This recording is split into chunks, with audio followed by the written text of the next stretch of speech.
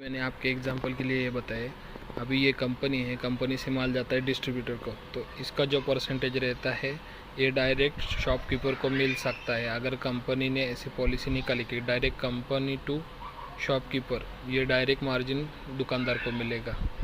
अभी कस्टमर को मान के चलिए, अगर उसको 4 रुपये 65 पैसे में अगर पैकेट पड़ता है तो उसको मिला सिर्फ ओनली 35 पैसा, जबकि बीच में इसको 50 पैसे या फिर जो भी है 1 रुपये मार्जिन है। अगर ये डायरेक्ट उस दुकानदार को मिल जाए तो कम से कम इसको 1 रुपये तो मिलना चाहिए, या फिर समथिंग 1.5 रुपये, जो भी डिस्ट्रीब्यूटर पैसा ले रहा है अगर वही पैसा कंपनी डायरेक्ट दुकानदार को दे तो वो बेटर रहेगा।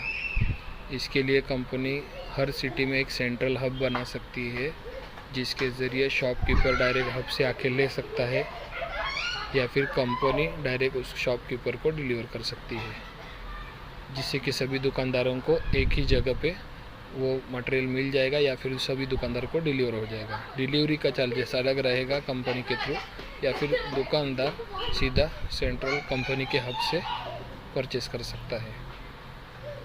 इसके ज़रिए कंपनी का प्रॉफिट भी बढ़ेगा और सेल भी बढ़ेगा, और डिस्ट्रीब्यूटर का जो मार्जिन है वो कम होगा, डायरेक्ट सीधा दुकानदार को मार्जिन मिलेगा।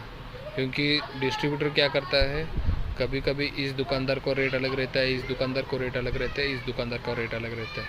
तो 4.65, 4.55, अगर कोई कम्युनिटी बेस्ड है, जैसे फॉर एग्जांपल अगर कोई मारवाड़ी है तो मारवाड़ी को ही ज़्यादा मार्जिन देगा।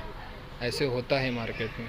तो इससे अच्छा बेटर वे कि कंपनी डायरेक्ट हर दुकानदार को एक ही मार्जिन दे, तो इसका सेल भी बढ़ेगा, और जितना माल ज़्यादा उठेंगे उस हिसाब से डिस्काउंट रखेंगे, तो उस हिसाब से भी, या फिर direct cut rate net rate दे सकते हैं आप शॉपकीपर को कंपनी। इससे भी कंपनी का सेल बढ़ जाएगा।